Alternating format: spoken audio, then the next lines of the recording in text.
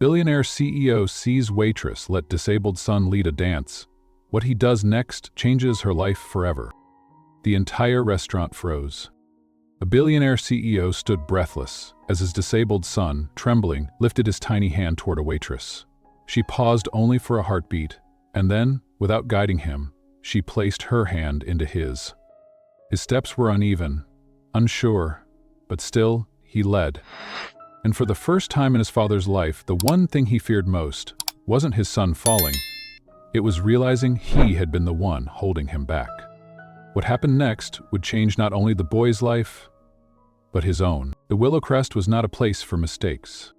Its polished marble floors whispered with the footsteps of New York's elite, where billion-dollar contracts were signed over candlelight and quiet jazz.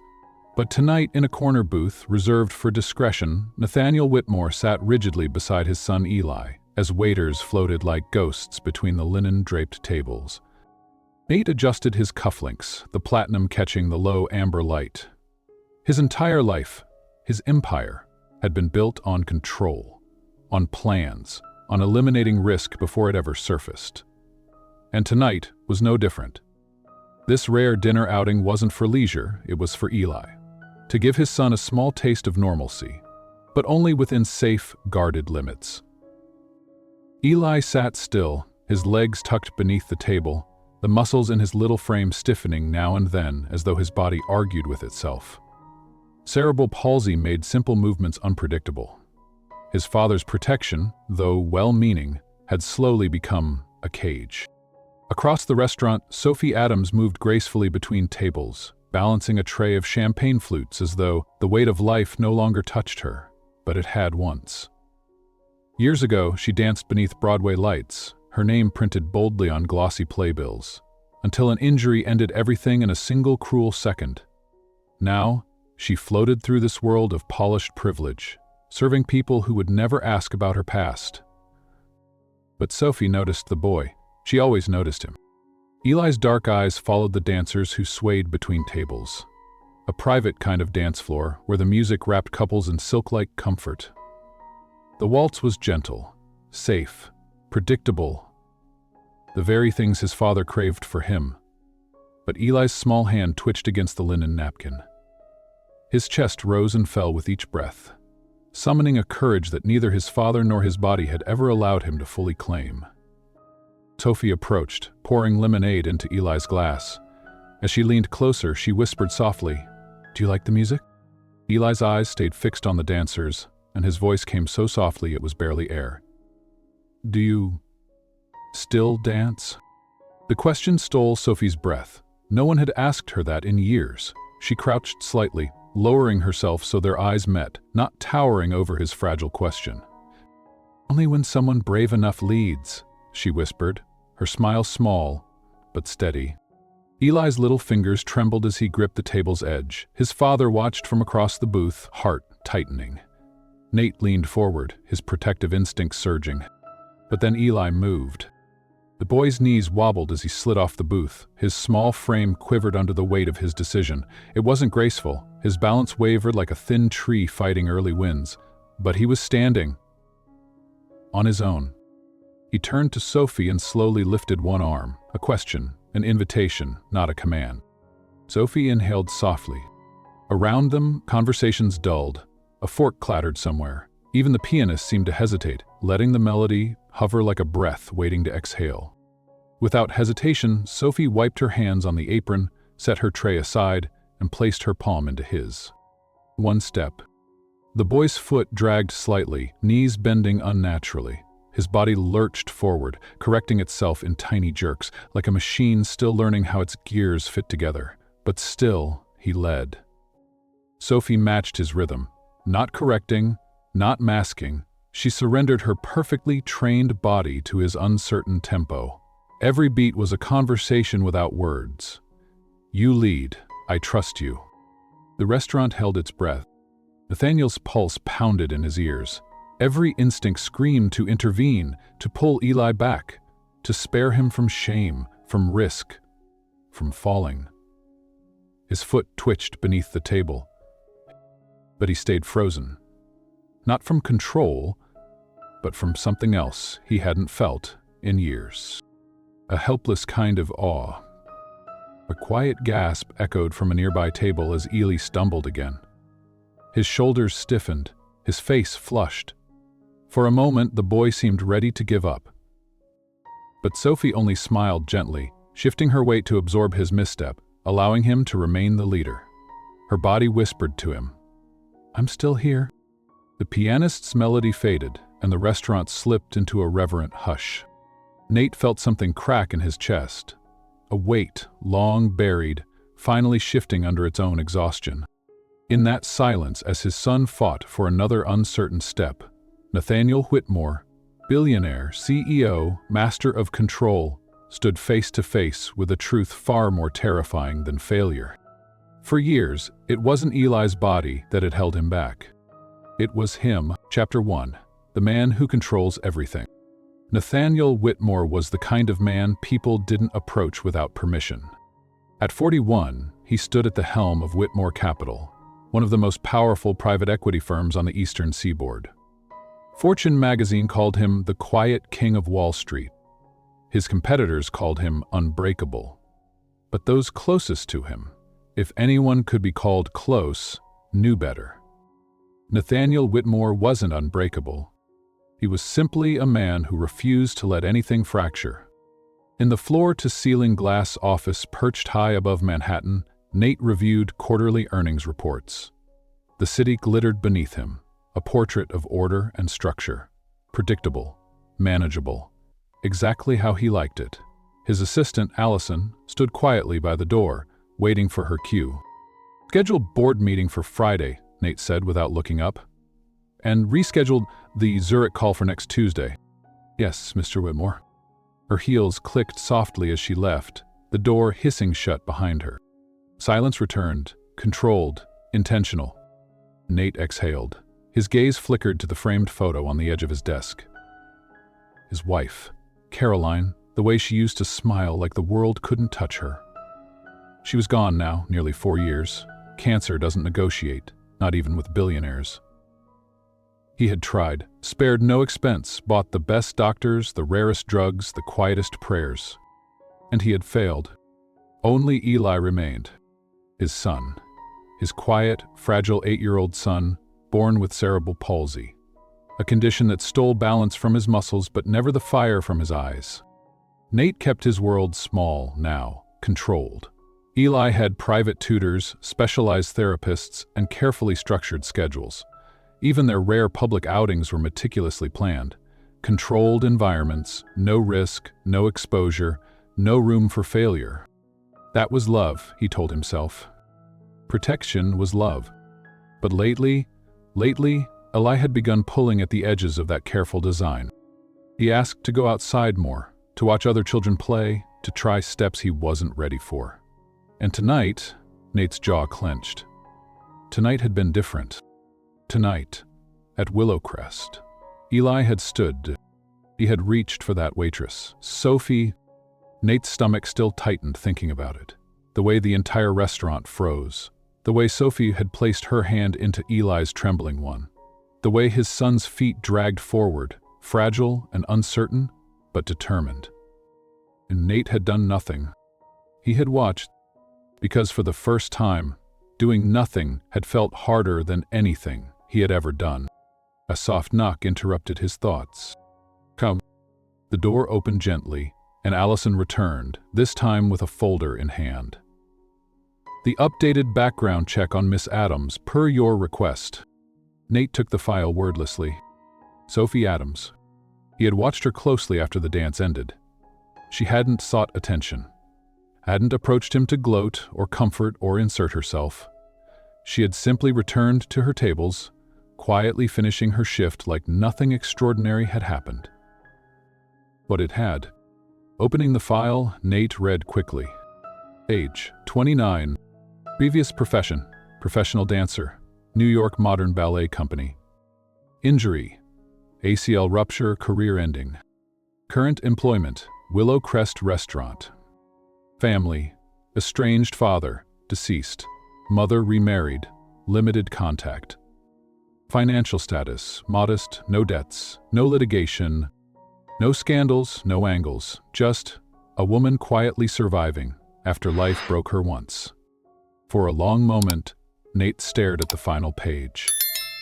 There was nothing alarming, nothing dangerous, no reason to intervene, except that she had done what he hadn't. She had trusted Eli more than he had. He closed the file, pressing his hand over it as if to still the questions rising inside him. A father's job is to protect, everyone said so. But was he protecting his son or protecting himself? Nate stood and crossed to the massive windows. The city pulsed below, restless and alive. The world kept spinning, reckless, uncontrolled, while he stood above it, insulated by distance and glass.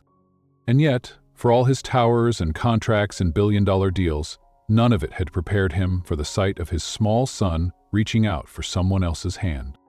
Nate closed his eyes.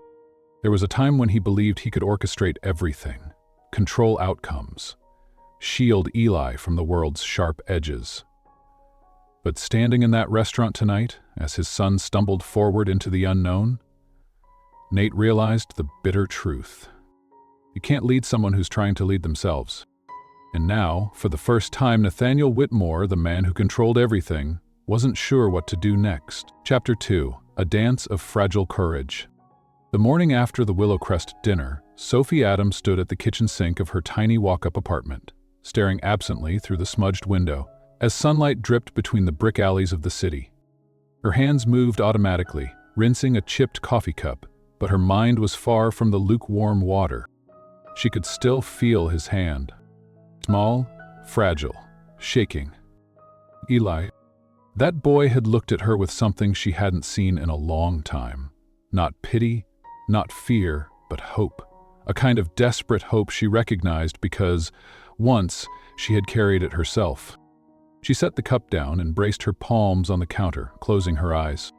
Only when someone brave enough leads. The words had slipped out of her mouth last night without thought, as if they had lived inside her all along, waiting for a moment to finally surface. The truth was, Sophie hadn't danced in years, not since her ACL snapped under the stage lights. Not since the career she had built with every bone and heartbeat evaporated in one sharp twist of fate. After the injury came the surgeries, the rehab, the agents who stopped calling, the friends who disappeared into rehearsal halls she could no longer enter. Slowly, the music faded from her life, replaced by late shifts and rent notices. Until last night. Last night she had danced again, not because the music called her, but because a small, trembling boy had extended his hand and silently asked her to trust him. And she had. For all his uncertainty, Eli had led her, and for the first time in years, Sophie had followed. Across the city, in the penthouse office of Whitmore Capital, Nathaniel stared at the framed photo of his late wife again, but his mind was elsewhere. On Eli. On Sophie. On what had unfolded the night before. He had reviewed every moment like a transaction he couldn't balance. The moment Eli stood, the tremor in his knees, the lift of his small hand, Sophie's calm acceptance, the way the entire restaurant had slipped into silence as though afraid to exhale. The way Nathaniel Whitmore had sat frozen, incapable of stepping in or stepping forward. "Mr. Whitmore?" His assistant's voice pulled him back. "Yes, Allison?" "Theirs." Nate's breath caught for half a second. "Sophie." His instinct flickered toward caution, control. Meetings were by appointment only. Access to him was filtered like everything else in his world. "Send her up." Allison blinked, surprised. "Right away, sir." Minutes later, the glass doors slid open. Sophie stepped inside, her posture straight but tentative, hands folded in front of her. She wore a simple navy blouse, her hair pulled back, her eyes steady despite the nerves she tried to hide. Nate stood, gesturing to the chair across from him. "Ms. Adams, thank you for coming." "Thank you for seeing me." Her voice was soft but clear. "I wasn't sure if I should." "You were at Willowcrest last night?" "Yes." He watched her closely, searching for an agenda. "May I ask why you're here?" Sophie inhaled, searching for the words. "I wanted to speak with you not as a waitress, as someone who cares about your son." The sincerity in her voice disarmed him. "You saw something last night," she continued, "something I think you've been afraid to see for a long time." His jaw tensed. "And what exactly is that?" "Eli is ready to try," she said gently, "ready to stumble, ready to fail." Renee's stomach twisted. "Failing isn't acceptable." "It's necessary," Sophie countered softly. "For him, for any of us."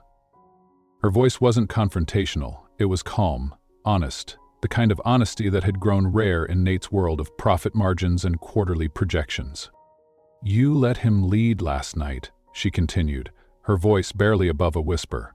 "For a few moments you let go, and he stood. He moved. He led." Nate's chest tightened.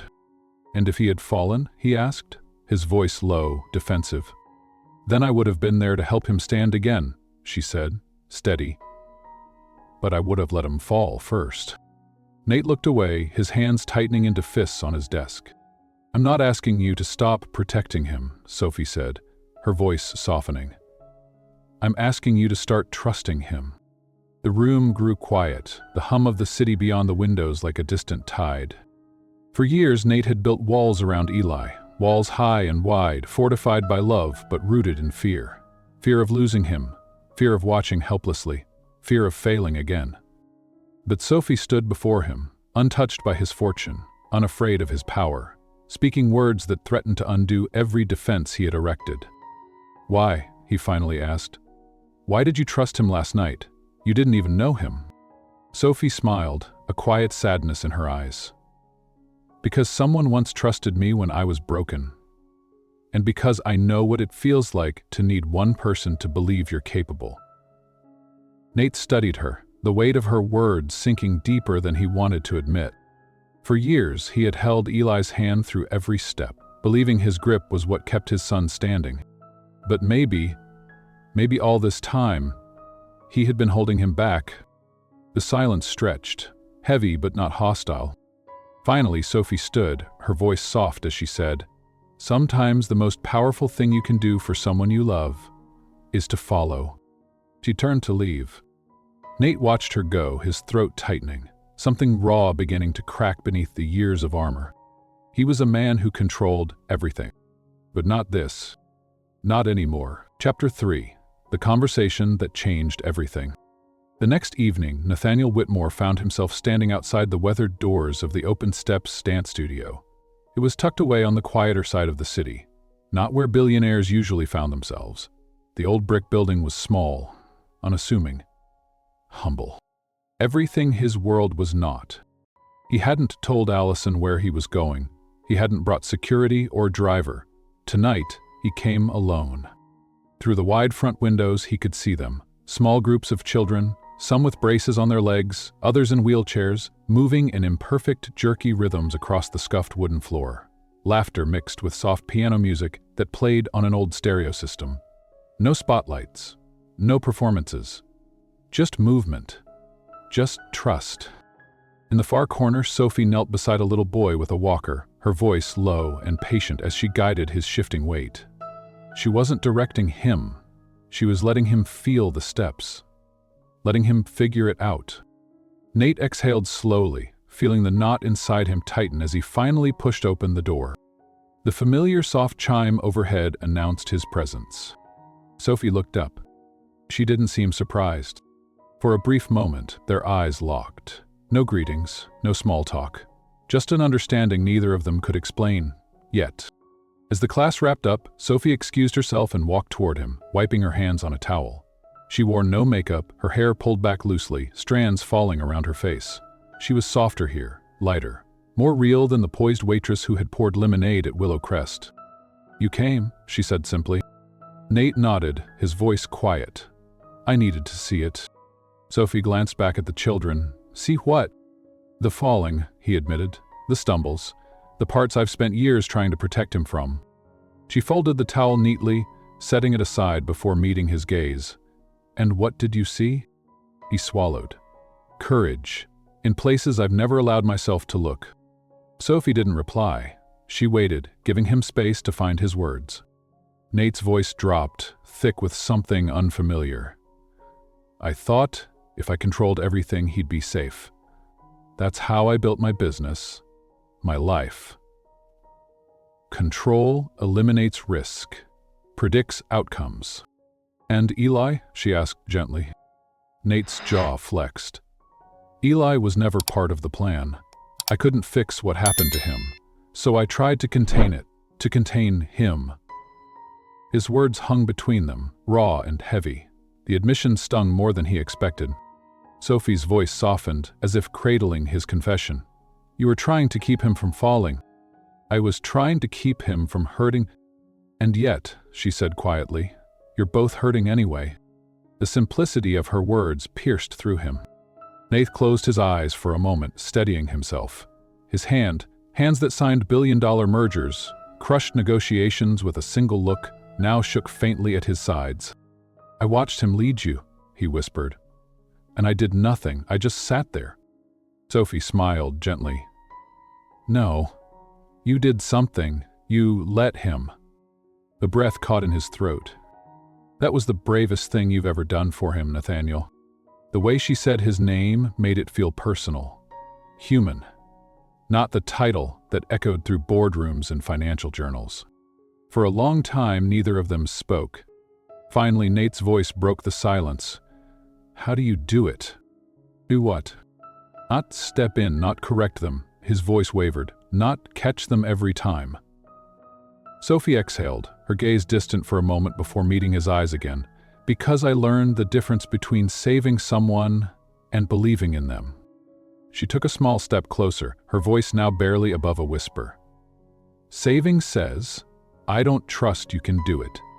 Believing says, even if you fall, you'll find your way. Nate felt something shift deep inside him. A weight he had carried for years, the unbearable pressure of being both father and protector, both shield and prison. I don't know if I can do that, he admitted, his voice cracked. I don't know if I know how. You don't have to know how, Sophie said softly. You just have to choose to try.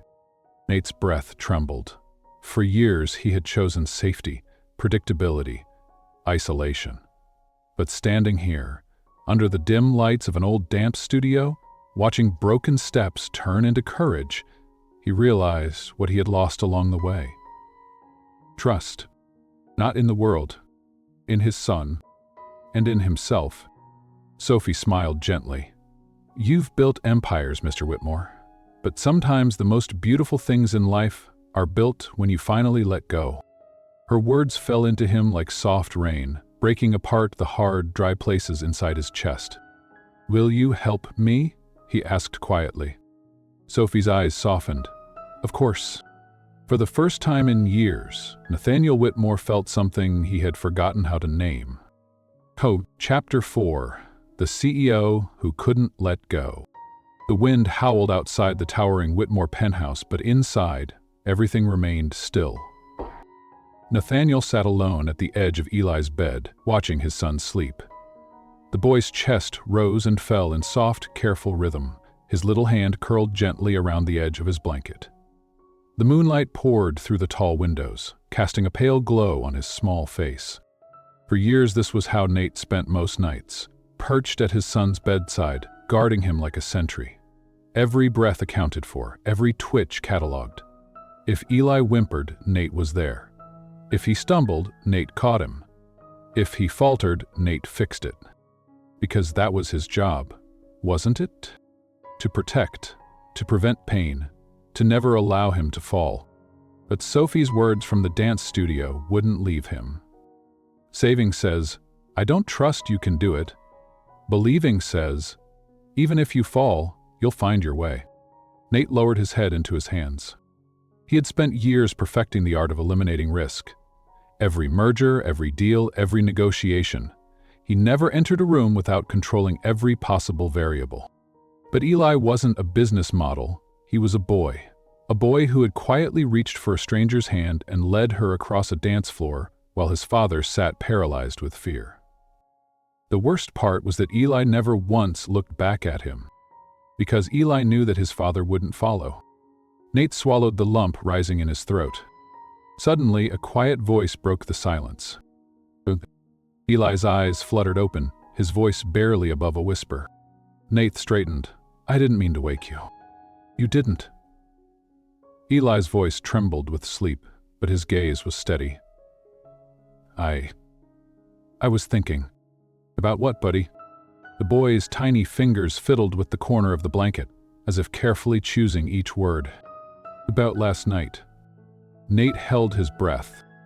Eli licked his dry lips before speaking again. I didn't fall, Dad. The words landed like a punch to Nate's chest. He forced a thin smile. No, you didn't. The boy's eyes searched his father's face, full of something deeper than any child should carry. I know you don't like when I try hard things, Eli whispered. You always want to hold my hand, but sometimes when you hold it too tight, it makes it harder to move. Nate's throat burned. He wanted to say something, anything, but nothing came. Eli turned his head slightly toward the window. Miss Sophie didn't hold too tight. She just stood with me. Tears pricked Nate's eyes. He blinked them away, but his son noticed. The boy's small hand reached out, brushing his father's knuckles. I'm okay, Dad. I know I might fall sometimes, but I want to try. Can I try? It wasn't defiance. It wasn't rebellion. It was a simple request for freedom. Nate stared at his son, the same boy he had wrapped in every safety net, surrounded with therapists, tutors, and endless layers of protection. And yet here Eli was, asking for the one thing his father had never offered him: trust. Slowly, Nate covered his son's small hand with his own, squeezing gently, not to hold, not to restrain, but to reassure. Yes, son, he whispered. You can try. The following afternoon, Nate found himself standing once again inside OpenStep's dance studio. The room was smaller than any conference hall he'd ever filled. The air smelled faintly of old wood and lavender cleaning oil. Sunlight streamed through tall, narrow windows, casting thin golden ribbons across the scuffed floorboards. Children moved in pairs across the room, imperfect, halting, awkward, but every wobble was met with encouragement, not correction. Sophie stood at the far end, her hands gently guiding a little girl who stumbled with each turn but laughed with every mistake. When she noticed him, she offered a small nod but said nothing, allowing him to simply observe. Nate's chest tightened. This wasn't his world. There were no forecasts here, no quarterly reports, no control. Only movement. Imperfect, beautiful, terrifying movement. Sophie walked over after the session ended, wiping her hands on a towel. She stood beside him, letting the silence fill the space before she spoke. Hard to watch, isn't it? She asked softly. Nate nodded. It's like every part of me wants to step in, to steady them, to fix it. Sophie smiled gently. That's the hardest part, learning to follow instead of lead. Nate exhaled. I've built my entire life on the opposite. She turned to face him fully. You've built your life on protecting what matters most. That's not a weakness. Sometimes it feels like it. It's not weakness to protect, Sophie said softly. It's weakness to believe you always have to. Her eyes searched his face carefully. You're allowed to be afraid, Nathaniel. But don't let that fear steal from Eli what you can never give him: his own courage. Her words weren't accusation, they were an offering, an invitation. Nate's voice was rough when he finally spoke. I don't know how to do this. You don't need to, she whispered. You just need to be willing to try. He looked at her and, for the first time, allowed the walls inside him to lower, just slightly. For years, his life had been about holding everything together. Now, standing beside this woman who understood brokenness as well as he did, Nathaniel Whitmore realized maybe his job was no longer to hold everything tight.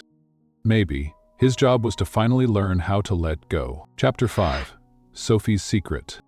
The rain that evening came softly, like a quiet reminder that the world outside was still moving. Nathaniel stood under the small awning of the OpenStep studio as the children filed out, their parents bundling them into coats and boots. Eli walked beside him, a slight bounce in his careful steps. Even the rain couldn't wipe away his quiet smile. Sophie stepped outside last, her coat thin against the mist, her hair pulled back into a loose braid. She didn't seem to mind the drizzle. "Thank you for today," Nate said as she approached. Sophie smiled, shifting the bag on her shoulder. "Eli did all the hard work. Eller keeps surprising me." Nate looked down briefly, his voice dropping. "I think I've been the one afraid to let him." Sophie said nothing, but her eyes warmed, encouraging without pressing. For a long moment they stood like that, two people from opposite worlds, both carrying wounds they rarely spoke aloud. Then Nate spoke softly, "Can I buy you coffee?" Sophie hesitated, then nodded. "All right." The small cafe 2 blocks down was nearly empty, its windows fogged from the rain. They chose a booth near the back, the soft hum of indie music playing overhead as the world continued quietly outside. For a while they sipped in silence, not awkward, just cautious. Nate was the first to break it. "You've been helping children like Eli for a while now." Sophie nodded, her fingers wrapping around the warm cup. "Since the studio opened. 3 years. You're good with them." His voice was steady. "You let them fail." "That's not what most people would call being good with children," she smiled faintly. "It's exactly what they need," Nate said, surprising himself with how certain he sounded. Sophie looked at him carefully, sensing the shift in his understanding. She could see it. The heavy armor Nathaniel Whitmore carried had begun to crack. But there was something else too, a question he hadn't voiced yet. "You're wondering why I do this," she said softly. He didn't deny it. "You were a professional dancer once." She smiled at how quickly he'd found out, though it didn't surprise her. "Your people did their research." Nate's voice was gentle. "I wanted to understand who trusted my son when I couldn't." Sophie looked down at the swirl of cream in her coffee. "It's not much of a story," she said after a beat. "At least, not the part most people care about. I would care." Her eyes lifted to his, surprised at how genuine his voice sounded. She drew in a slow breath. "I started dancing when I was 4, she began. "Studios, recitals, competitions. You know the type." "My mother used to say I was born to move." Her voice faltered for a moment. "By 19, I was dancing on stages I'd only dreamed about, touring with companies, traveling, chasing perfection." Her fingers traced the rim of her cup. Nate listened quietly, sensing she was not simply recalling facts, but reopening wounds. And then, one afternoon, she exhaled. "A fall. A small one, really. A wrong landing during rehearsal. My knee snapped. Just like that." She gave a small, bitter smile. "Surgeons told me I'd walk again, maybe even dance recreationally someday, but not like before. Not at that level." Nate said nothing, but his hands tightened around his cup. He understood the cost of having something slip through your fingers, something you built your whole identity around. "For a long time," she continued, "I thought I lost everything. My career, my purpose, my future." She glanced out at the rain streaking down the window. "I spent years angry at my own body, ashamed, trying to disappear into smaller and smaller spaces. That's how I ended up at Willowcrest. Waiting tables was just survival." Nate's chest tightened. The way she spoke about her brokenness was so familiar. The quiet grief that comes not from one loss, but from the endless echoes of it. "But one night," she went on, "I met a mother there. She was dining alone with her daughter, a girl with cerebral palsy. Like Eli. The daughter asked if I had ever danced. I told her yes, and she asked me to teach her." Sophie smiled faintly. "At first I refused, but she insisted." She looked at Nate now, her voice softer. "That little girl taught me something I'd forgotten." "What's that?" he asked, barely above a whisper. Sophie said. "It's about perfect steps," Sophie said. "It's about movement, about courage, about trying even when you know you'll stumble." Nate swallowed. Her words struck deep. "Those kids don't need someone flawless to guide them," she said gently. "They need someone who knows what it feels like to fall, and chooses to keep moving anyway." Silence fell between them, not uncomfortable, but heavy with meaning. For a long moment, neither spoke. Finally, Nate whispered almost to himself, "You saw something in Eli last night I was too afraid to see." Sophie looked at him kindly. "No, I simply trusted what was already there." His gaze dropped, hands tightening again. "You love him," Sophie said softly. "More than anything." "Yes," his voice broke, "and that's exactly why I've been so afraid."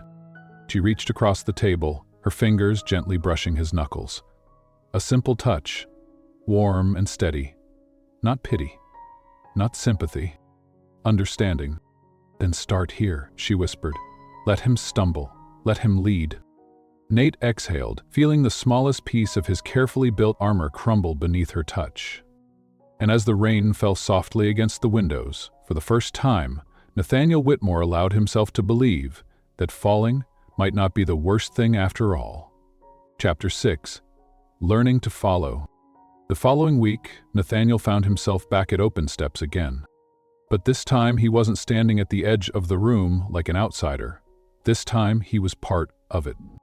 Sophie had gently encouraged him, no, invited him, to step inside the circle of movement, to not only observe, but to experience. "Just one class," she had said with a quiet smile. "You don't need to lead, you only need to follow." It was the most foreign request anyone had made of him in years. Nathaniel Whitmore followed nothing. Not markets, not competitors, not even fate. He led, always. And yet, here he was. The children moved awkwardly but joyfully, guided by soft music. Some of them wore braces. Some were supported by walkers or held the hands of therapists. The floor was filled with gentle stumbles, missed steps, and quiet laughter. And somehow, amidst all the imperfection, it was beautiful. Sophie approached him as the music shifted into a slow, simple rhythm. "You ready?" she asked. He gave a small, tight nod. "I think so." She extended her hand, not forcing, not pulling, simply offering. Nate hesitated only for a breath before taking it. Her hand was warm and steady. "You won't lead today," Sophie said softly. "That's the only rule." The muscles in his shoulders tensed instinctively. Every part of him wanted to calculate, to control, to predict. He was used to setting direction, pacing others' steps, ensuring stability. But now, she was asking him to surrender all of it. Sophie led him forward. The steps were simple: forward, side, back, turn. But it wasn't about the steps. It was about trust. He felt it almost immediately, the panic beneath the surface, the need to correct, to take control, to anticipate where she was going before she even moved. "You're thinking too much," Sophie whispered, reading him with ease. Nate let out a short, self-conscious laugh. "That's what I do." "I know," her voice was soft. "But you don't need to protect me." He nodded, forcing himself to relax. As they moved, Sophie's steps slowed further, testing his willingness to wait, to adjust, to follow her rhythm. His instincts resisted. His brain screamed that this wasn't efficient, that this wasn't how you keep things upright. But something else, something deeper, began to stir. Freedom. For the first time in years, Nate wasn't responsible for holding everything together. Not here, not now. He let her guide him through the simple turn again. And again. Each time, the tension in his chest loosened just a little more. "You're learning," Sophie whispered. "It feels unnatural," he admitted. She smiled gently. "That's because you're not used to trusting anyone." He inhaled deeply, her words cutting through him with quiet precision. "Will include yourself," she added softly. He blinked at her, stunned. But she wasn't challenging him, she was simply telling the truth. And he swallowed hard. "Maybe you're right." The music faded, and they came to a gentle stop. Around them, the children clapped for one another, each celebrating their small victories. Sophie squeezed his hand once before letting go. "See? You didn't fall." "No," Nate said quietly. "I didn't. And even if you had," she smiled, "it wouldn't have been the end of the world." He looked at her then, really looked at her, and saw not only her strength, but her own scars, the pain she carried beneath her calm surface. And yet she stood here, steady, not in control, but whole. The very thing he had feared his son would never be allowed to become. True. Later that evening, Nate sat beside Eli on the floor of their living room. The boy was building a tall, shaky tower of blocks, Each piece wobbled slightly as he added the next. In the past, Nate would have intervened the moment the structure began to tilt, steadying it with careful hands, preserving the fragile balance. But tonight, he didn't move. Eli carefully placed another block, his tongue poking out in concentration. The tower leaned, a breath away from collapse. And then, inevitably, it toppled. The block scattered across the floor in a noisy clatter. Eli blinked, his face falling for a brief second. But Nate simply smiled. "Well," he said softly, "that was a pretty tall one." Eli looked up at him. "I can build it again." "Yes, you can." And with that, Eli reached for the first block, already starting over. Nate watched him quietly, feeling a strange mixture of pride, humility, and something entirely new blooming inside his chest. He was learning to follow, one uncertain step at a time. Chapter 7. The Night of No Return. The invitation arrived on thick ivory cardstock embossed in silver ink. The Whitmore Foundation Spring Gala, a charity event Nate's board had been pressuring him to revive for years. The perfect platform to restore public image, to reassure shareholders, to cement Whitmore Capital's dominance in both business and philanthropy. But this year, it wasn't just about business. This year, Eli would be performing. It was Sophie's idea, gently planted one evening over coffee. "Let him take one step in front of people, Nathaniel," she had said. "Let him feel what it's like to be seen, not as fragile, not as broken, but as brave." Nate had hesitated at first, every protective instinct rising up inside him, but Sophie had met his gaze and whispered, "He's ready. Are you?" Now, as the ballroom filled with polished guests in black ties and glittering gowns, Nate stood near the back, his heart pounding harder than it ever had in any boardroom. Eli stood behind the curtain, dressed in a simple black suit, his hair combed carefully, his legs braced beneath him. "You don't have to do this if you don't want to," Nate whispered, crouching beside him. Eli's small hand reached out and squeezed his father's fingers. His voice was steady. "I want to." Nate exhaled, blinking back the tightness in his chest. Sophie stood nearby, offering Nate a small nod of encouragement, her eyes shimmering beneath the warm lights. As the MC announced Eli's name, the entire room quieted. Conversations dulled, champagne glasses froze mid-air. Even the soft jazz faded into a respectful hush. The curtain parted. The boy stepped forward alone. The ballroom stretched before him, filled with Manhattan's elite, senators, CEOs, media, investors, people who knew Nathaniel Whitmore but had never seen the quiet boy he kept hidden from the world. His first step wobbled, his right foot dragging slightly, but he caught his balance, pausing only briefly before continuing forward. His arms moved carefully, not with choreography, but with intention. A simple turn, a slow pivot, a soft shuffle across the floor. No music accompanied him now. The movement itself was the melody. Every uneven step was met not with judgment, but with a kind of breathless awe. Nate felt his throat tighten, his heart hammered in his chest, but this time not out of fear, out of something far more terrifying. Pride. For the first time, Eli wasn't protected. He was leading. Across the ballroom, Nate's board chairman, Mr. Branson, leaned in toward one of the other executives. "Is this wise?" Branson murmured. "Investors may see it as a distraction." Nate heard them, every whisper. He always did. But tonight, for the first time, he didn't care. Because while the board measured stock projections, while investors weighed his leadership, Nate finally understood what leadership truly was. It wasn't about control. It was about trust.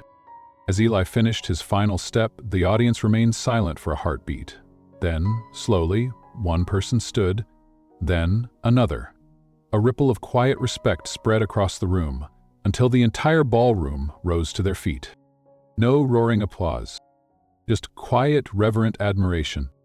Eli looked toward the edge of the stage, his eyes searching for his father. Nate stepped forward, locking eyes with his son, nodding once. "I see you. I'm following you now."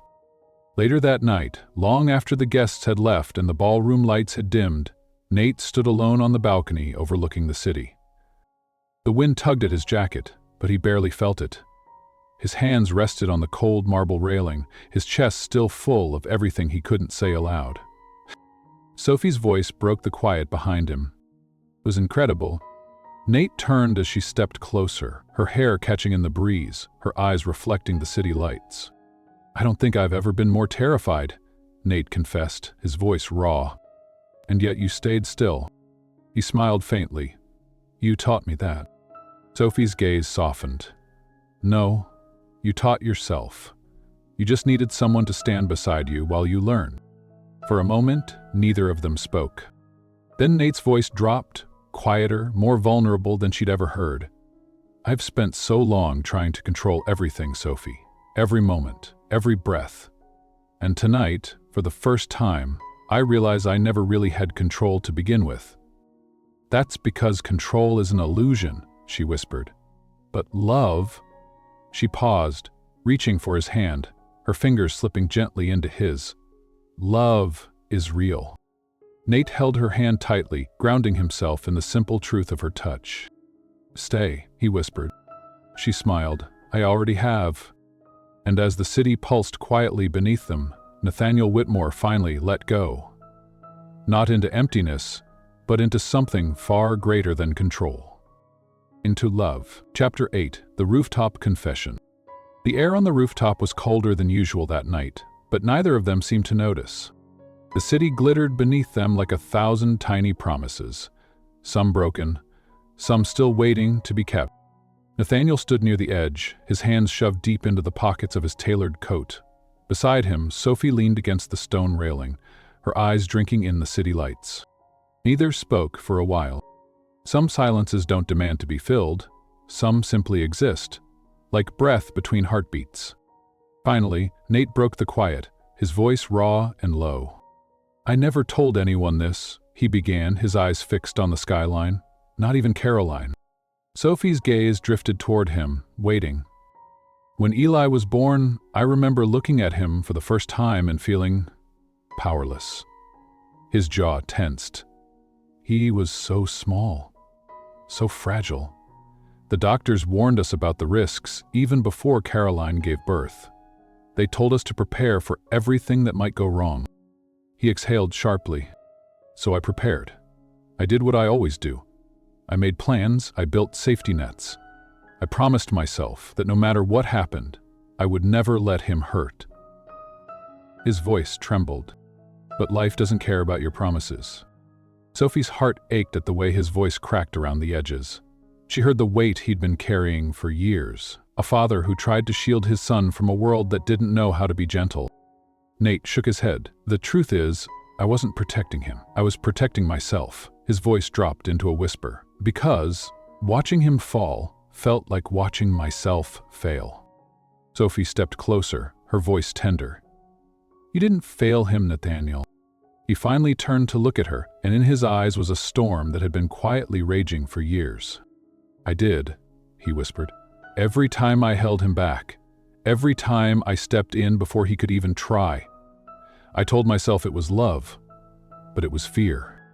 His voice broke completely now. "I was afraid to lose him like I lost Caroline." Sophie reached for his hand, her fingers lacing through his, steady, warm, patient. "You never had control over that, Nate," she whispered. "You never will. None of us do." He swallowed hard, his breathing uneven. "But what you do have," she continued gently, "is the choice to stop living afraid of what you can't control, and to start living for what you can." She squeezed his hand. "You can choose to trust him, to trust yourself." Tears rimmed his eyes, but for once, he didn't turn away from them. Sophie smiled softly. "You've already taken the first step." Nate let out a breath that felt like it had been trapped inside him for years. His voice dropped to a near whisper. "I don't know how to be loved unless I'm needed." Sophie's reply came without hesitation. "Maybe it's time to be wanted instead." The wind moved softly between them as those words settled into the space they shared. And then, as naturally as breath, Nate took a step closer. His free hand cupped her face, his thumb tracing her cheek as if afraid she might vanish. She didn't. Sophie leaned into his touch, her eyes shining with something that neither of them dared name yet, but both recognized. When he finally kissed her, it wasn't desperate or rushed, it was slow, quiet, a surrender. Not to fear, but to hope, to something neither of them had allowed themselves to believe in for far too long. When they pulled apart, Sophie rested her forehead against his, her voice barely audible. "I've always followed someone else's lead, Nathaniel. My parents, my career, my pain." She smiled gently. "But with you, I don't want to follow or lead." "Then what do you want?" he whispered. Sophie closed her eyes, her voice tender. "I want to walk beside you." Chapter 9. The Dance of Freedom. The spring festival was unlike any event the city had seen from the Whitmore Foundation. Gone were the crystal chandeliers and silent auction tables lined with gold calligraphy. Gone were the velvet ropes and the men in sharp tuxedos discussing mergers over champagne. This time, it was simple, human. Families filled the community auditorium, their laughter warm, their voices bouncing gently off the old wooden beams. Children from open steps twirled and stumbled across the makeshift stage, their braces gleaming under soft spotlights. Their parents watching with tearful pride. And in the center of it all stood Eli. Waiting. Nathaniel sat in the front row, his hands clasped together so tightly his knuckles whitened. Sophie sat beside him, her hand resting softly on his knee, reminding him, "You're not here to control, you're here to watch him lead." The MC stepped forward, her voice carrying over the hum of the audience. "Our next performer needs no partner, no choreography, and no permission to be seen. He simply has the courage to move." She smiled toward the wings. Eli Whitmore. The room quieted, as though the walls themselves were holding their breath.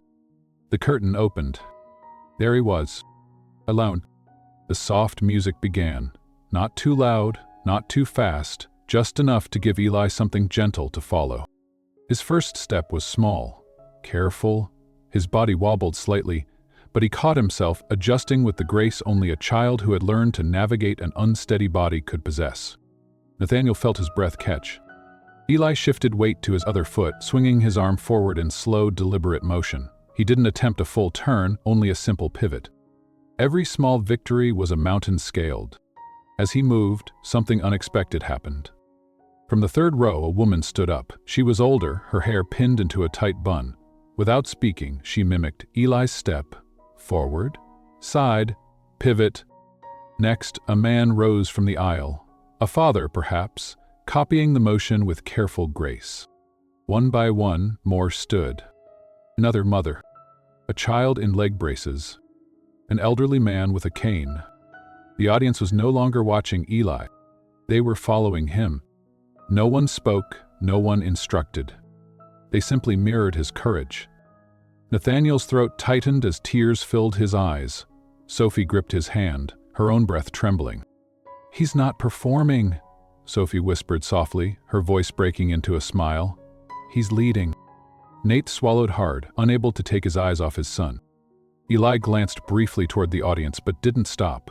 He continued his small, determined dance as dozens, now almost the entire room, joined him in quiet unity. Even the pianist softened, allowing the music to blend into the heartbeat of the moment. This wasn't a showcase. This was freedom.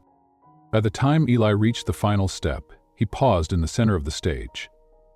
His chest rose and fell as he steadied himself. He wasn't out of breath. He wasn't embarrassed.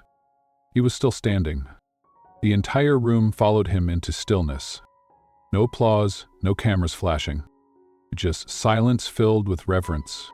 Nathaniel stood slowly from his seat, his eyes shining as he met his son's gaze. And in that moment, without a word spoken, father and son shared something neither of them had ever fully known before. Mutual trust. Afterward, as the audience quietly dispersed, Nathaniel walked backstage, his pulse still pounding with emotion. Eli spotted him first and broke into a small, tired grin. "Hey, Dad," he whispered. Nathaniel dropped to his knees, pulling him into a tight embrace. His voice cracked as he spoke. "You were perfect." "I stumbled a little," Eli said softly. "I know," Nathaniel whispered, his tears breaking free. "And you stood back up. That's what made it perfect." Sophie stood nearby watching them, her heart swelling at the tenderness between them. She hadn't seen Nate cry until now, but these weren't tears of grief or fear. They were tears of release, of pride, of finally letting go. As Nate rose to his feet, he turned to Sophie, pulling her gently into his arms. "Thank you," he whispered. "For what?" she smiled. "For teaching me to follow." Chapter 10. Choosing to stay. Spring slipped quietly into summer. The city pulsed with its usual rhythm, impatient taxis, sidewalk cafes, and towering glass buildings reflecting endless light. But inside Nathaniel's penthouse, something was different. There was laughter now. There was music again. And most of all, there was movement. Eli sat cross-legged on the living room floor, carefully sorting the pieces of a puzzle, while Sophie folded laundry nearby. Nathaniel stood in the kitchen, sleeves rolled up, slicing strawberries for Eli's favorite pancakes. Simple things, ordinary things. The kind of things Nate had once been too busy or too afraid to allow space for. But not anymore. "Dad?" Eli called, his voice bright. "I think I lost one of the edge pieces." Nathaniel wiped his hands and crossed the room, crouching beside his son. "Let's look together." It wasn't a command. It was an invitation. Sophie watched them, her heart quietly full, as she placed the last folded shirt into the basket. Every day since the spring festival, the world had grown softer between them. The invisible barriers that had once separated father and son were gone, replaced by a partnership built not on control, but on trust. Later that evening, as Eli slept, Sophie stood barefoot on the rooftop balcony. The city's lights stretched before her like 1,000 tiny stars, distant but dazzling. She wrapped her arms around herself as the breeze danced against her skin. The familiar rooftop, once a place of distance and armor, had become a place of peace. Behind her, she heard Nathaniel's quiet footsteps. Without a word, he slipped his arms around her waist from behind, pulling her gently against his chest. For a long moment, neither spoke. They simply breathed together. "I've been thinking," Nathaniel finally whispered into her hair. "That sounds dangerous," Sophie teased softly. He chuckled under his breath. "Maybe, but I don't want to pretend anymore." Sophie turned slightly in his arm, searching his eyes. "I've spent my whole life trying to be needed," Nate said, "in business, in fatherhood, even in love." His voice grew quieter. "But with you, I don't want to be needed, I want to be chosen." Her breath caught. "I don't want you here because you feel obligated to fix me, or to fix Eli. I want you here because you want to be." Sophie's eyes shimmered as she reached up, tracing her fingers lightly across his cheek. "I was never here to fix either of you, Nathaniel," she whispered. "I was here to walk beside you." She paused, her voice breaking into a quiet smile. "And I want to stay, not because I have to, but because I choose to." Nathaniel's breath trembled, as though some final weight had lifted off his chest. "Then stay," he whispered. "I already have." He leaned in, capturing her lips in a kiss that was not hurried or desperate, but full of all the things they hadn't dared to hope for months ago. Love born not from perfection, but from surrender, from trust, from choosing one another. The next morning, as the sun crept gently into the penthouse windows, Eli shuffled into the living room in his pajamas, rubbing sleep from his eyes. He blinked at the sight of his father and Sophie, standing together by the kitchen, their hands still interlaced from breakfast preparations. He grinned sleepily. "Is she staying for pancakes too?" Nathaniel looked down at Sophie, a smile pulling at the corners of his mouth. "She's staying for everything." Sophie laughed, kneeling down to wrap Eli in a warm hug. "Yes, kiddo, for everything." And as Nathaniel watched his son lean comfortably into Sophie's arms, he finally saw it. The family he hadn't known how to imagine. Not perfect, not flawless, but real. Exactly as it was always meant to be. The city kept moving. Deals were still made. Boardrooms still buzzed with power and ambition. Share prices rose and fell like tides. But for Nathaniel Whitmore, life no longer revolved around controlling outcomes. It revolved around moments like these. Quiet breakfasts where his son built puzzles without fear of falling, where Sophie laughed beside him, where the air, no longer carried the weight of expectations, but the gentle rhythm of simply being. There was a time when Nate believed love was about protection, about shielding the ones you care for from every possible harm. But now, he knew better. Sometimes the strongest kind of love isn't the one that holds the tightest. It's the one that lets go. The one that allows someone to stumble, to lead, to fall and rise again, knowing you'll still be there. Not to control the steps, but to walk beside them. Nathaniel had spent years trying to hold up an entire world with his own two hands, but the truth was far simpler and far more beautiful. You don't have to hold up the people you love. You simply have to trust that they can stand. And when they can't, you don't pull them forward. You kneel down beside them and wait until they're ready to rise.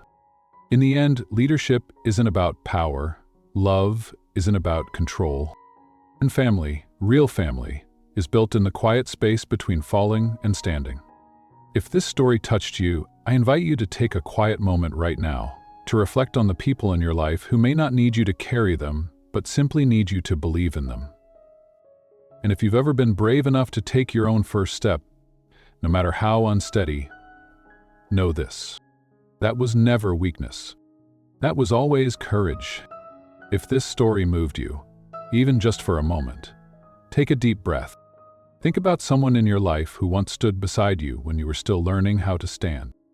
Or maybe someone you're now learning to finally trust. Love isn't always loud. Sometimes it's quiet. Sometimes it trembles. And sometimes the bravest thing you can do is to simply let go. If you felt something while watching, share your thoughts below. Tell us who taught you to take your first step. And if this story touched your heart, don't forget to like, subscribe, and share it, because sometimes these stories remind us what real love truly means.